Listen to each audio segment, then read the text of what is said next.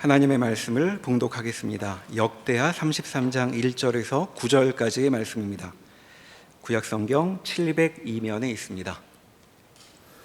역대하 33장 1절에서 9절까지의 말씀을 봉독하겠습니다. 므낫세가 왕위에 오를 때에 나이가 12세라 예루살렘에서 55년 동안 다스리며 여호와 보시기에 악을 행하여 여호와께서 이스라엘 자손 앞에서 쫓아내신 이방 사람들의 가증한 일을 본받아 그의 아버지 히스기야가 헐어버린 산당을 다시 세우며 바알들을 위하여 제단을 쌓으며 아세라 목상을 만들며 하늘의 모든 1월 성신을 경배하여 섬기며 여호와께서 전에 이르시기를 내가 내 이름을 예루살렘에 영원히 두리라 하신 여호와의 전에 제단들을 쌓고 또 여호와의 전 두 마당에 하늘의 1월 성신을 위하여 제단들을 쌓고 또 흰놈의 아들 골짜기에서 그의 아들들을 불 가운데로 지나가게 하며 또 점치며 사술과 요술을 행하며 신접한 자와 박수를 신임하여 여호와 보시기에 악을 많이 행하여 여호와를 진노하게 하였으며 또 자기가 만든 아로새긴 목상을 하나님의 전에 세웠더라. 옛적에 하나님이 이 성전에 대하여 다윗과 그의 아들 솔로몬에게 이르시기를 내가 이스라엘 모든 지파 중에서 택한 이 성전과 예루살렘에 내 이름을 영원히 둘지라. 만일 이스라엘 사람이 내가 명령한 일들 곧 모세를 통하여 전한 모든 율법과 율례와 규례를 지켜 행하면 내가 그들의 발로 다시는 그의 조상들에게 정하여 준 땅에서 옮기지 않게 하리라 하셨으나 유다와 예루살렘 주민이 므낫세의 꾀임을 받고 악을 행한 것이 여호와께서 이스라엘 조상 앞에서 멸하신 모든 나라보다 더욱 심하였더라. 아멘. 역대하 33장은 유다의 므낫세 왕에 대한 기록을 담고 있습니다. 그는 히스기야의 아들이었고 아하스의 손자였죠. 1절에도 나와 있듯이 그의 재위 기간은 55년이었습니다. 유다는 아버지와 아들이 공동으로 통치하는 관례가 있어서 이제 아버지 히스기야와 10년 정도 통치 기간이 겹치기는 합니다. 므낫세가 단독으로 통치한 기간을 보면 그러니까 45년이 되는데 이 기간만 따져도 이렇게 오랫동안 통치한 왕은 없었죠. 그는 남부 왕국 통틀어 가장 오랫동안 다스린 왕이었습니다. 얼마나 긴 시간이냐 하면 그가 만약 오래 죽는다면 1970년부터 왕이었던 것이죠. 이렇게 오래 다스렸으니까 그의 통치가 유다에 끼친 영향은 참으로 컸을 것이라 우리가 짐작할 수 있습니다. 그가 다스리지 않던 시절을 기억하는 백성들조차도 아주 드물었을 것이라고 생각할 수 있죠. 성경은 이 왕의 영향력이 정말로 대단했다고 기록하고 있습니다. 이것은 그저 기간이 길어서 생긴 일만은 아니었습니다. 열왕기하 23장 말씀으로 한번 가보시겠습니다. 구약성경 603면 어간에 있습니다. 열왕기하 23장 24절. 열왕기하 23장 24절부터의 말씀을 보시겠습니다.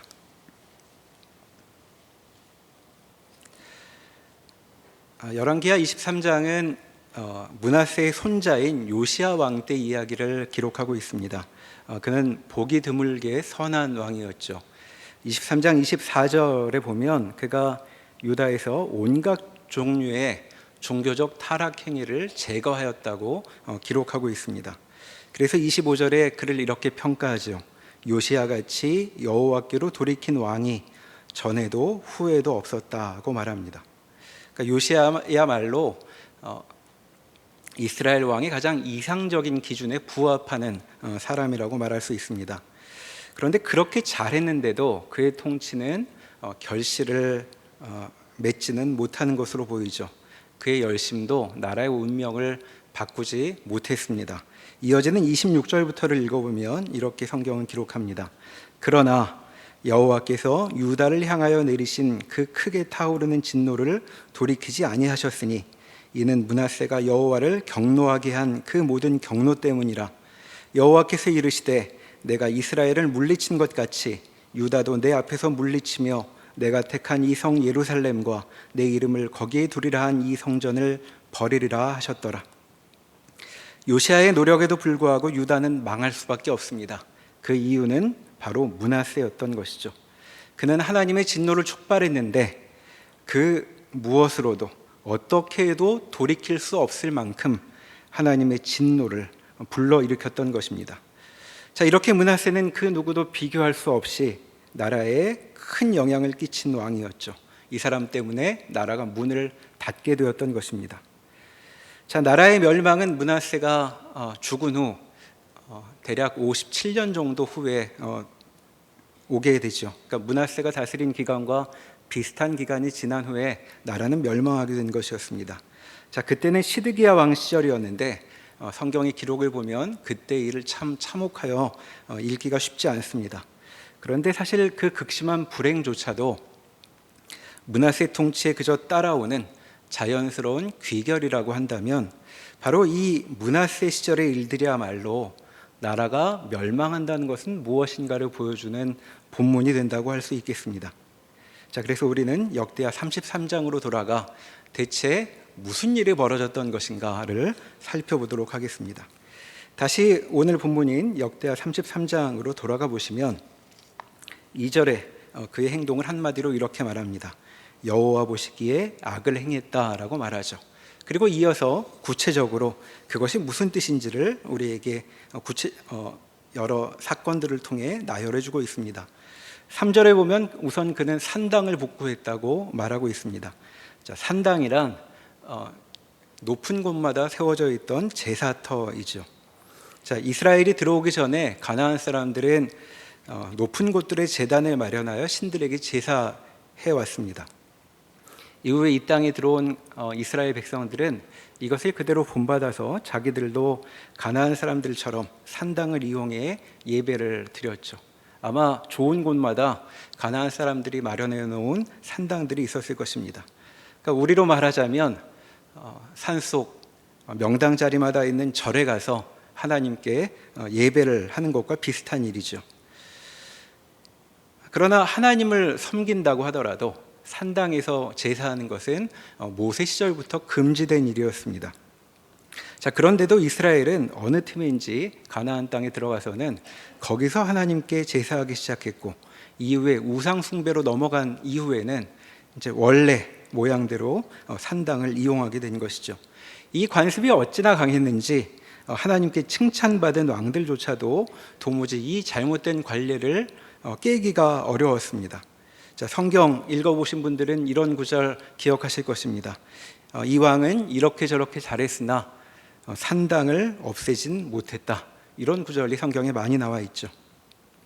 자, 그런 중에 역사상 처음으로 산당을 제거했던 사람이 바로 므낫세의 아버지인 히스기야였습니다.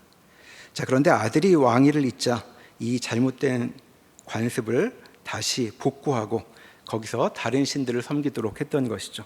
그리고 그곳에 신상도 만들어서 자기들이 누구에게 제사를 드리고 있는지를 아주 분명히 드러내도록 했습니다. 또 전국에 해와 달과 별들을 섬기는 제단들을 마련하도록 지시하기도 했죠. 자, 이 정도로 끝이 아니었습니다. 4절에 보면 므낫세 왕은 예루살렘 성전에까지 이 일들을 끌고 들어오고 있죠. 자, 노골적이고 담대한 행동입니다. 우린 보통 속으로는 다른 생각을 해도 겉으로는 무난하게 행동하고 싶어 합니다. 므낫세도 겉으로는 아버지 대의 일을 그대로 따르며 백성들의 동요를 막고 숨어서는 몰래 다른 짓을 할 수도 있었죠. 그러나 그는 그렇게 숨어서 하나님 모르게 일을 하고 싶지 않았던 것 같습니다.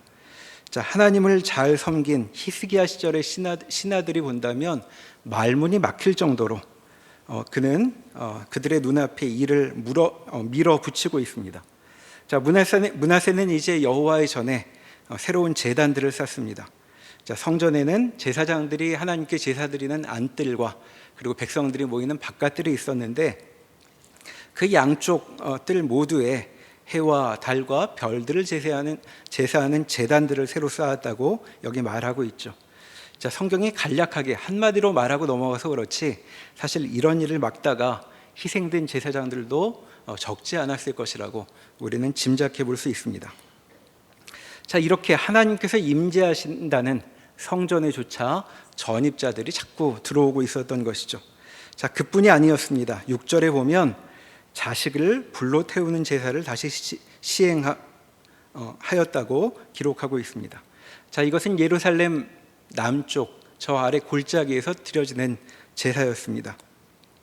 자, 성경 기록에 따르면 이런 일이 처음 기록된 것은 할아버지 때인 아스 왕 시절이었죠. 자, 아버지 히스기야의 형제들이 그렇게 불태워 바쳐진 바가 있습니다. 자, 그 일을 다시 시작했던 것이죠. 그래서 이제 예루살렘 성 바깥에서는 왕자들의 비명이 하늘로 다시 올라가기 시작합니다. 자, 말도 안 되는 참혹한 일이지만 그래도 할아버지 때는 성전 문은 닫아 걸고 바깥에서 이러한 일을 했던 것이죠. 어쩌면 하나님이 보시지 못하도록 눈을 막고 싶었던 것인지도 모르겠습니다. 그러나 손자 므낫세 때에는 성전의 문을 활짝 열어놓고 그리고 온갖 신들을 다 불러놓고는 예루살렘 성 바깥에서 왕자들을 불로 태우고 있었던 것이죠. 마치 공연을 보며 식사를 하듯 온갖 신들이 성전에 자리를 잡고 앉아 저 아래 골짜기에서 벌어지는 일을 자기들을 위한 잔치로 받게 되는 것입니다. 55년 동안 자식이 얼마나 태어났는지는 모르겠지만 므낫세의 아들로 태어나는 일은 참으로 무서운 일이었다고 말할 수 있겠습니다.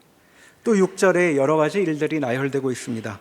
점치며 사술과 요술을 행하며 신접한 자와 박수를 신임하였다고 말하고 있죠. 자, 생각할 수 있는 것은 다 해보는 것 같습니다. 대체 뭘 그리 알고 싶은 게 많은지 점도 치고 그리고 보통은 알 수 없는 방식으로 마법을 구하기도 하고 또 악령과 귀신들을 수소문해 무언가 알려줄 수 있다면 다 찾아오라고 그렇게 행동하고 있습니다. 자, 므낫세는 지금 여기서 본 것처럼 하나님께서 금지하신 것으로 할 수 있는 것은 뭐든지 다 해보고 있는 것 같죠. 자, 이렇게 우리에게 구체적인 그의 악행을 들려준 후에 7절에 보면 다시 이야기를 여호와의 전에 대한 것으로 돌리고 있습니다. 자기가 만든 아로새긴 목상을 하나님의 전에 세웠더라. 자, 성전은 어떤 곳이었습니까? 7절과 8절에 그 의의가 나와 있는데 하나님이 그 이름을 두시기로 한 곳이었죠. 그리고 성전은 이제 하나님의 백성 이스라엘이 더는 이곳저곳을 떠돌지 않고 마치 시편 1편에 시냇가에 심긴 나무처럼 살 수 있도록 그들을 한 곳에 정착하게 해주는 근거가 되는 것이었습니다. 그런데 그런 곳 한가운데에 하나님이 아닌 것들을 그곳에서 섬기게 되었던 것이죠. 그러니까 성전에는 이제 그저 전입자들이 들어오는 것이 아니고 사실상 주인이 바뀌었다고 말할 수 있겠습니다. 자, 하나님 보시기에 이 일이 어떤 의미였을까 생각해 볼 수 있죠. 므낫세는 지금 하나님만 섬기고는 우리는 살 수 없겠다고 그렇게 유다 온 땅에서 의사를 표시하고 있었던 중입니다. 자, 사방 어디를 보든 좋아 보이는 저 높은 곳에는 하나님 말고 다른 신들을 섬기는 사람들로 가득합니다. 자, 이 땅이 이들의 터전이 된 것은 어떤 이유였는가를 생각해 본다면 참으로 당황스러운 일입니다. 자, 이 땅은 하나님이 함께 하시기 때문에 이스라엘에게 주어진 공간이었습니다. 자, 그런데 하나님의 임재의 상징인 성전에서조차 그 이름도 다 알 수 없는 온갖 신들의 제단이 세워져 있던 것이죠. 하나님은 감히 하나님이 계신 곳을 채울 수 없다고 하여 지성소 안은 법궤뿐이었는데 지금 므낫세 왕은 사람들이 차지하고 있는 그곳을 목상을 세워 사람들을 내려다보게 하고 있었던 것입니다. 자, 우리는 상상해 볼 수 있습니다. 이 일이 어떤 것인지. 우리가 지금 모인 이 예배당에 비유해 보자면 저 구석구석마다 신상들이 세워져 있는 것이죠. 그리고 벽에는 신을 그린 온갖 그림들이 붙여져 있습니다. 또 이 강단 옆에는 커다란 목상과 석상들이 보통 꽃이 놓이는 자리에 대신 놓여져 있는 것이죠. 그리고 강단 저 뒤에는 아세라 신상이 저 높이 세워져 우리들을 내려다보고 있는 것입니다. 그리고 예배를 끝나고 밖으로 나가면 교회 교육관마다 신상들이 고이 모셔져 있고 복도에는 마치 무당집 그림들처럼 그런 신들을 그린 그림이 여기저기 붙어 있고 사람들이 그곳마다 머리를 조아리며 기도하고 있다면 우리의 기분은 어떨까요? 자, 하나님이 아니더라도 우리가 보기에도 분노할 일입니다. 여기가 어디라고 하는 그런 생각이 드는 것이죠. 하나님은 지금 당신이 주인이신 땅, 하나님이 주신 그 땅에서 이런 일을 당하고 계십니다. 그런데 므낫세와 유다 사람들의 열심은 참으로 특심한 것이었죠. 9절에 보면 이들의 열의는 이들에 의해 멸망당한 가나안 사람들보다 더했다고 말하고 있습니다. 하나님은 바로 이와 같은 헛된 행동이 삶의 중심이었기 때문에 가나안 사람들을 멸하셨던 것이죠. 그런데 지금 그 심판의 손길이었던 이스라엘 백성들이 그들보다 더하게 행동하고 있다고 말하고 있습니다. 자, 이것을 보면 므낫세 행동의 의미를 우리는 분명히 이해하게 됩니다. 그는 지금 하나님이 주신 터전을, 그리고 더 근본적으로는 하나님이 함께 계시기 때문에 가능했던 삶의 근거를 흔들어 대고 있습니다. 자, 약속의 땅 가나안은 아주 특별한 곳이었죠. 이것은 하나님의 뜻대로 행해야 생존할 수 있는 곳이었습니다. 하나님께서 이스라엘을 부르시고 이 약속의 땅을 주시면서 율법을 주셨던 데에는 그런 이유가 있었던 것이죠. 이 땅에서 사는 법을 가르쳐 주셨던 것입니다. 이 땅은 하나님께서 가르쳐 주시는 삶으로만 채울 수 있는 그런 공간이었던 것이죠. 하나님께서 함께 하셔야만, 그리고 하나님의 뜻대로 살아야만 복을 누릴 수 있는 곳이었습니다. 그런 곳에서 여느 곳과는 다른 곳이었죠. 자, 이곳이 젖과 꿀의 땅이라고 약속되었던 것은 이 땅이 기름져서 또 지정학적인 위치가 좋아서 그랬던 것이 아닙니다. 백성들이 하나님의 뜻을 따라 살 때에, 그렇게 그분의 뜻이 실현될 때에만 삶은 젖과 꿀이 될 것이다 라고 하시는 약속이었던 것이죠. 그런데 지금 므낫세와 그의 백성은 하나님과의 결별을 선언하고 있습니다. 참으로 어울리지 않는 모습입니다. 자, 이스라엘은 그저 힘센 신을 따라 이 땅에 들어와 이곳을 차지했던 것이 아니죠. 그들은 삶을 젖과 꿀이 흐르는 것으로 만드시려고 하는 분을 따라 그분의 뜻을 이루려고 이 땅에 들어왔던 것입니다. 자, 가나안 사람들이 내쫓겼던 이유가 바로 여기에 있었던 것이죠. 그들은 이 땅의 신비도 모른 채 삶이 그저 해나 비에 달려 있었다고, 또 힘께나 쓴다는 농사의 신들에게 달려 있었다고 오해했던 사람들입니다. 그래 멸망을 재촉했던 것이죠. 그런데 지금 므낫세가 바로 쫓겨난 가나안 사람들의 길로 다시 달려가고 있습니다. 자, 이 점을 보여주는 선명한 예가 앞서 보았던 6절의 이야기죠. 자, 6절에 아들을 불태우는 제사가 언급되었습니다. 자, 이스라엘 율법을 보면 사람의 생명은 참으로 귀한 것이었습니다. 그 어떤 주변 나라와도 비교될 수 없는 아주 엄격한 기준을 갖고 있었죠. 이스라엘에서는 사람의 목숨을 빼앗고는 살 수가 없었습니다. 신분 고하를 막론하고 죽음은 죽음으로 값을 치러야 했죠.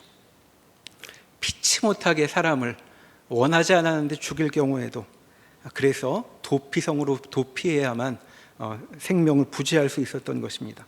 신분이나 돈 같은 것으로 이 문제를 해결할 수 없었던 것이죠. 생명은 빈부귀천에 상관없이 함부로 취급될 수 없는 것이다 하는 것이 하나님께서 가르치신 법이었습니다. 자, 그런데 그런 땅인데 지금 백성의 대표인 왕이 어떻게 행동하고 있느냐? 신들의 마음을 사겠다고, 신들의 마음을 즐겁게 하겠다고 자기 아들을 잡아다가 죽이고 있습니다. 그것도 불에 던져 태우고 있었던 것이죠. 왕자들이 이런 취급을 받았다면 평범한 백성들의 목숨이야 얼마나 가볍게 여겨졌을 것인가 우리가 충분히 짐작할 수 있는 것입니다.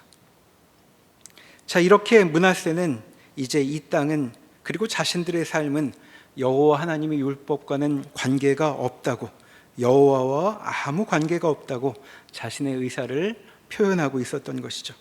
그 결과는 무엇이었을까요? 이제 예고된 것처럼 삶의 취소였습니다. 이것이 유다의 멸망에 담긴 의미라고 말할 수 있겠습니다. 자, 하나님과의 결별은 생명과의 결별이 되는 것이죠. 자, 생명과 떨어진다면 그것은 삶을 취소당하는 것입니다. 결국 지금 므낫세는 삶을 거부하고 있었던 것이죠.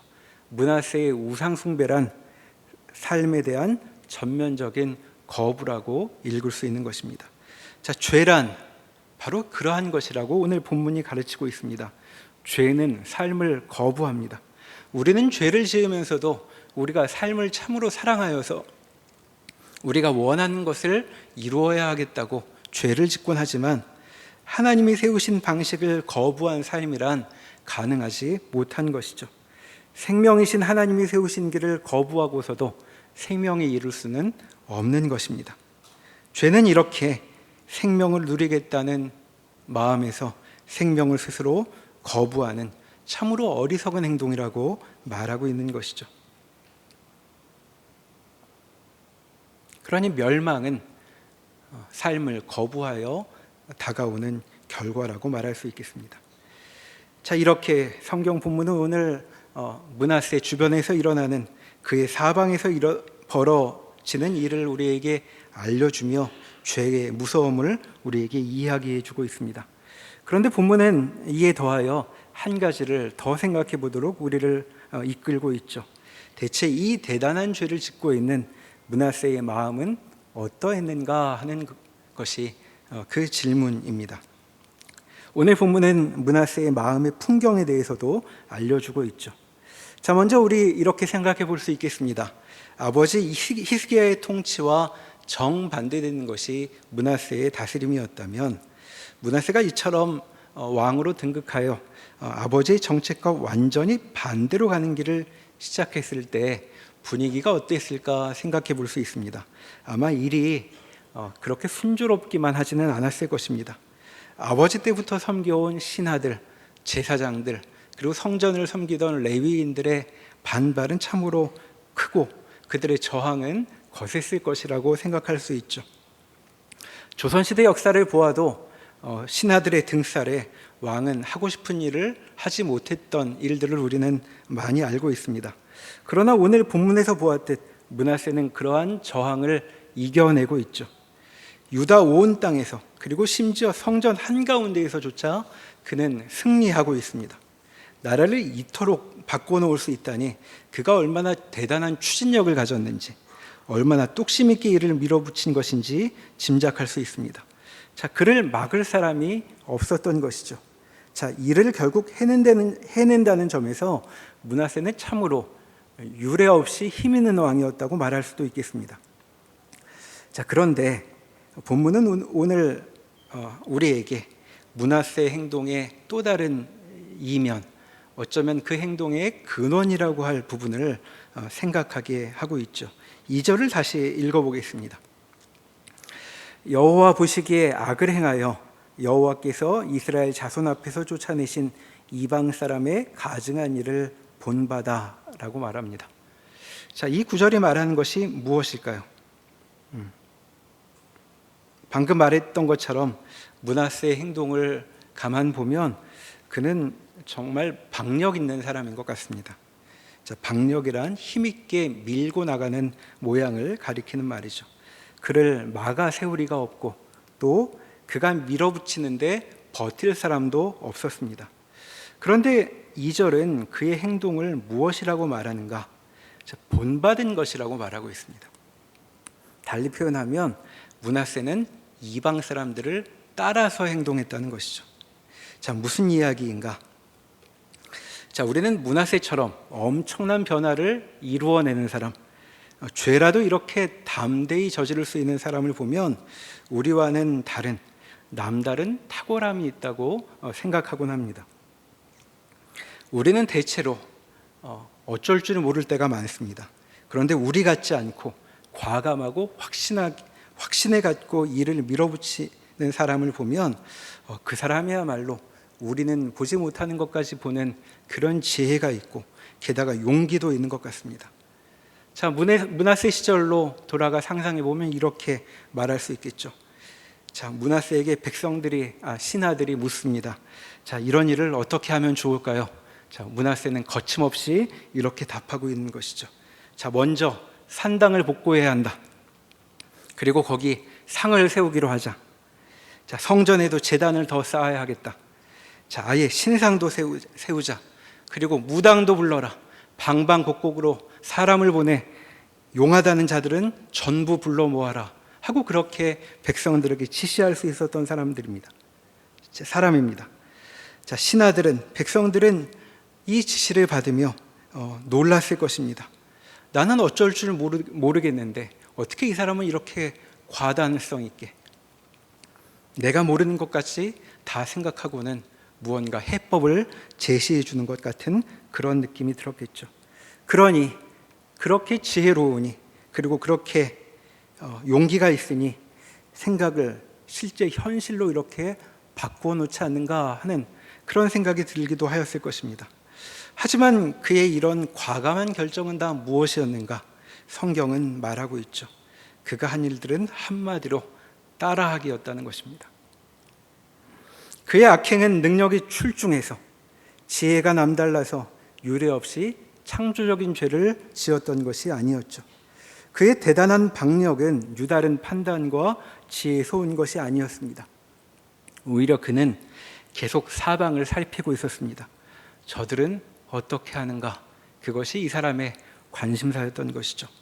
그래서 그의 행동은 전혀 주도적이지 않습니다. 따라하느라 늘 바쁜 것이죠. 무엇 하나 빠지지 않고 하나님의 뜻을 거스른 그 행동들은 알고 보니 사방에서 따라할 것을 찾느라 빚어낸 그런 결과였던 것입니다. 어디서 뭘 한다고 하면 다 따라했던 것이죠. 여기에 므낫세의 마음이 보입니다. 그에게는 마음의 여유가 없습니다. 무엇 하나 놓칠까 봐 긴장하고 있는 것이죠. 그러니까 3절에서 6절까지 우리에게 들려준 그 온갖 행동들은 그가 쫓기는 마음에 얼마나 정신이 없었던 것인지를 보여주는 증거가 됩니다. 어디서 뭔가 효력이 있다는 말만 들으면 그 일을 듣고 뭐든지 따라하느라 바빴던 것이죠. 이것이 55년의 그의 통치를 요약하는 것이었습니다. 자, 우리도 앞뒤 안 가리고 뭘 보기만 하면 그대로 따라하려면 우리는 어떤 경우라면 그렇게 행동할 수 있을까요? 아마 상황이 응급이라고 느끼는 경우에 우리는 그렇게 행동할 것입니다. 곧 죽게 되었다는 말을 듣는다면 아마 앞뒤를 가리지 않고 효염이 있다는 일은 뭐든지 다 따라해 보려고 하겠죠. 자, 이렇게 생각해 본다면 므낫세의 추진력이란 남다른 지혜와 리더십이 아니라 곧 죽겠다는 아주 극심한 불안감에서 비롯된 것이라고 말할 수 있겠습니다. 자, 앞에서 생각해 보았듯 그가 왕으로 다스리고 있는 이 땅은 어떤 곳이었습니까? 자, 하나님이 지키시는 곳, 처음부터 하나님께서 마련해 주신 공간이었습니다. 그렇게 해서 펼쳐지는 삶이었던 것이죠. 그런데 므낫세는 하나님이 가장 안전하다고 하시는 그 땅에서조차 그 누구보다도 불안해하며 살았던 것 같습니다. 밤낮으로 노심초사지요. 우리는 곧 쫓겨날지도 모르겠다. 곧 다 죽게 생겼다. 어찌하면 좋을까 하는 것이 그의 삶, 내면 풍경이라고 말할 수 있겠습니다. 자, 그는 활활 타는 마음으로 어쩔 줄을 모르며 사방을 두리번거리고 있었던 것이죠. 자, 므낫세는 눈에 보이는 그의 사방을 우상으로 채웠습니다. 자, 그러면 보이지 않는 그의 마음은 무엇으로 채워져 있었던 것인가? 그의 마음은 비어 있었습니다. 삶의 근거가 되시는 하나님을 버리니 그의 마음은 텅 비어 버렸던 것이죠. 그리고 불안이 스며들어 옵니다. 그래서 그의 마음은 하나님이 주신 평안은 잃어버린 채 사방의 신들에게 매달리게 된 것이죠. 뭐든 할 테니 우리를 살려달라고 그렇게 조르고 있습니다. 그래서 이리 뛰고 저리 뛰고 이렇게 바빴던 것이죠. 바로 이것이 죄의 모습입니다. 죄는 이렇게 삶을 망가뜨리고 있습니다. 그 빈 마음은 늘 두려움과 불안으로 흔들리고 온갖 신들을 불러들여 사방을 채우지만 그 신들은 그의 삶을 갈갈이 찢어 놓을 것입니다. 10절 이하의 내용이 그것이죠.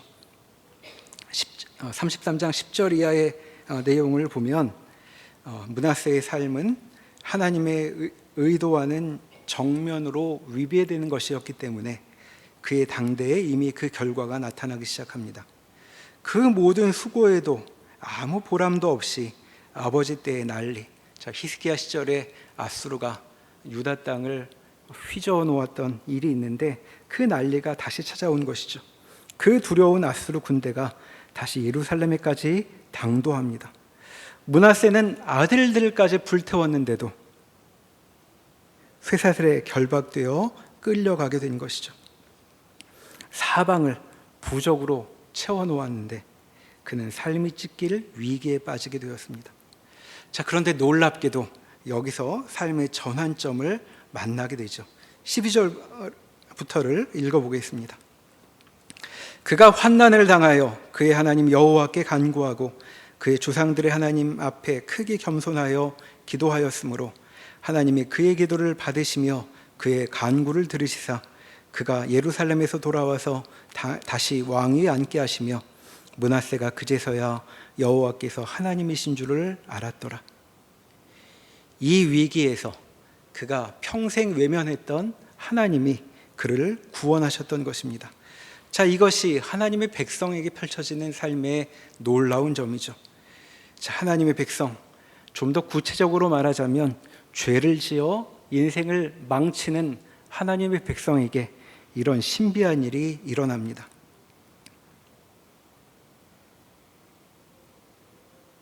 그동안 한 행동이 있으니 이제는 삶이 끝장인 줄 알았는데 하나님의 구원이 임하게 된 것이죠.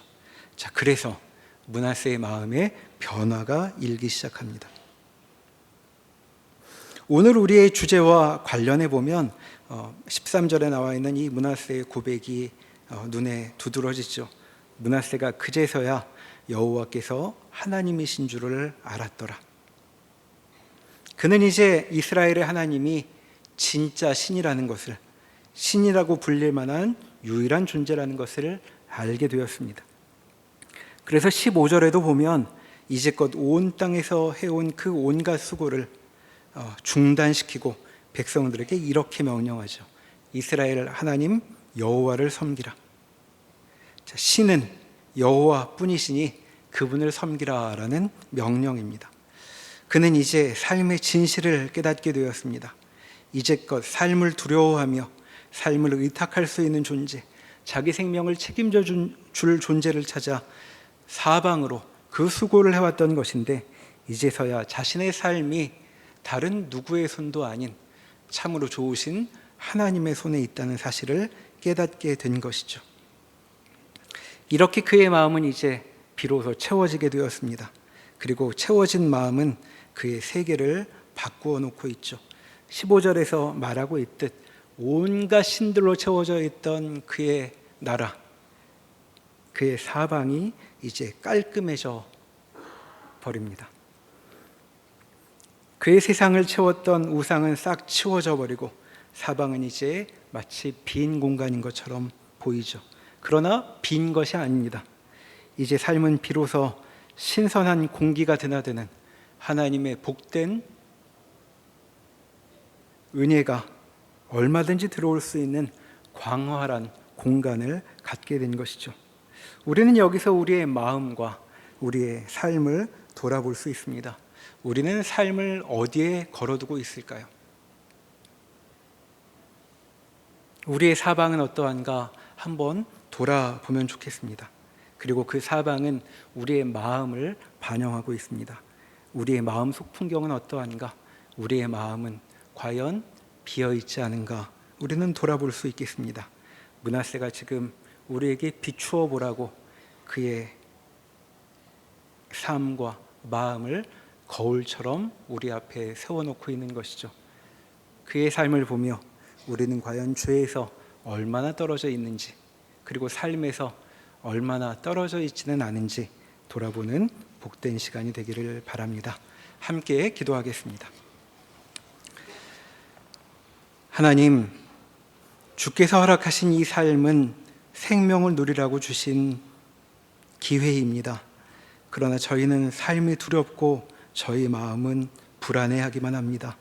하나님, 저희를 붙들어 주시옵소서. 구하옵나니 우리를 향한 하나님의 선한 뜻에 우리의 삶을 붙들어 매게 하시고 주님과 함께 오늘을 살아가게 하옵소서. 그리하여 우리가 우리의 나날을 주께서 주님에게서 불어오는 청량한 공기를 숨쉬는 복된 세계로 누리며 살아가게 하여 주시옵소서. 예수 그리스도의 이름으로 기도합니다. 아멘.